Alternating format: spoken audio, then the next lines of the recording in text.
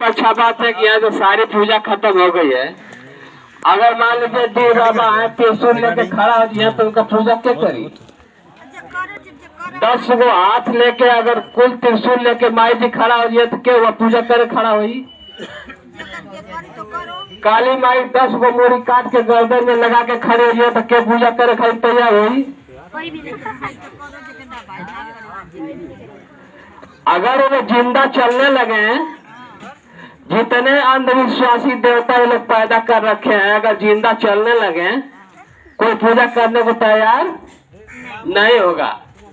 इसीलिए इनके जितने देवी देवता पैदा हुए हमारे बाबा साहब ने सबकी नसबंदी कर दिया। इनके सभी देवताओं की नसबंदी बाबा साहब ने कर दिया और ऐसा संविधान लिख दिया कि इनके जितने देवी देवता हैं बाबा साहब के लिखे संविधान में इनको घर दिया गया। दुर्गा माई को घर बाबा साहब ने दिया। अब अभी राम जी आए अयोध्या में, उनको भी घर बाबा साहब के संविधान से दिया गया है।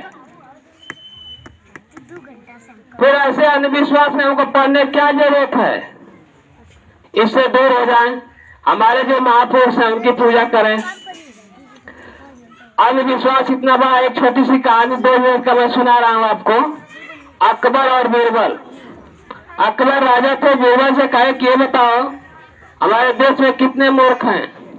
उन्होंने कहा कि थोड़ा समय हमको चाहिए सर। उन्होंने कहा समय ले लीजिए। समय लेने के बाद उन्होंने कहा मुझे कुछ धन चाहिए साबित करने के लिए कि हमारे देश में मूर्ख कितने हैं। ठीक है, ले लीजिए। धन भी मिल गया। अब बीरबल जी गए, एक मोची के पास गए, वहां जाके जूता बनवाए। वही जूता 8 फीट का बनवाए। कितने का बनवाए? 8 फीट का। मोची ने कहा कि भाई जूता 8 फीट का क्या करेंगे, इसमें सोएंगे क्या? उसने कहा कि नहीं नहीं, 8 फीट का आपका जूता बना दीजिए। मोची ने 8 फीट का जूता बनाया, खूब अच्छी सुंदर जूता बनाया। रात में बीरबल जी गए और उस जूते को उठाए और घर पर लाके रख दिए। सुबह हुआ तो खूब बढ़िया से पूजा पाठ करके इसके बाद जूता लेके निकले। जब निकले थे, एक हलवाई की दुकान थी, उस दुकान पे पहुंचते हुए जूता उतार देते हैं। अब वहां जूते देखने के लिए भीड़ लग गई। अरे इतना बड़ा जूता ये कहां से आ गया? तब उन्होंने कहा कि ये जूता, अरे रास्ते में भगवान मिल गए, वो पेशाब कर रहे थे जूता पहन करके। जूता पहन कर पेशाब कर रहे थे। जब मैं देखा तो उनका पैर छूना चाहा, वो जूतवा छोड़ के उड़ गए। जूतवा छोड़ के उड़ गए। तब जब जूतवा छोड़ के उड़ गए तो जो आज जनता बहुत इकट्ठा थी, सब लोगों ने कहने लगा कि भाई इतना बड़ा जूता है तो भगवान तो 20-25 फुट का रहा होंगे, पूरा बड़े रहे होंगे, तब तो इतना बड़ा जूता है। और कुछ खासियत है जूता का? उन्होंने कहा कि हाँ, इसका भगवान कहा है कि जिसको 2 जूता मार दोगे वो सीधे स्वर्ग में जाएगा। और वहां 2 जूता पिटाने के लिए लोगों की लाइन लग गई। इतना जोर जूता मारते थे, 2 जूता इतना जोर से मारते थे कि उसे गिर जाते थे, तभी उठ के भागते थे कि हमको स्वर्ग जाने से कोई रोक नहीं सकता है।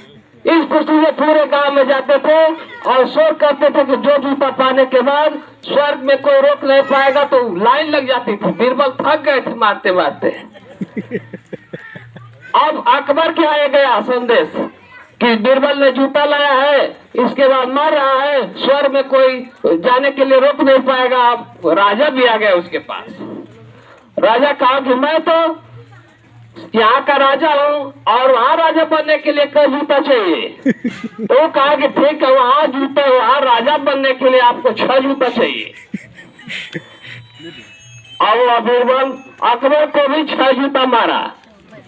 अकबर भी गिर गए और भागते हुए गए। खुशी में थे कि हमने 6 जूता पाए तो वहाँ भी राजा जाके बनूंगा।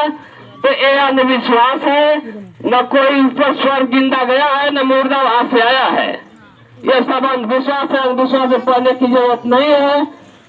जय हिंद, नमो बुद्धाय, नीला सलाम।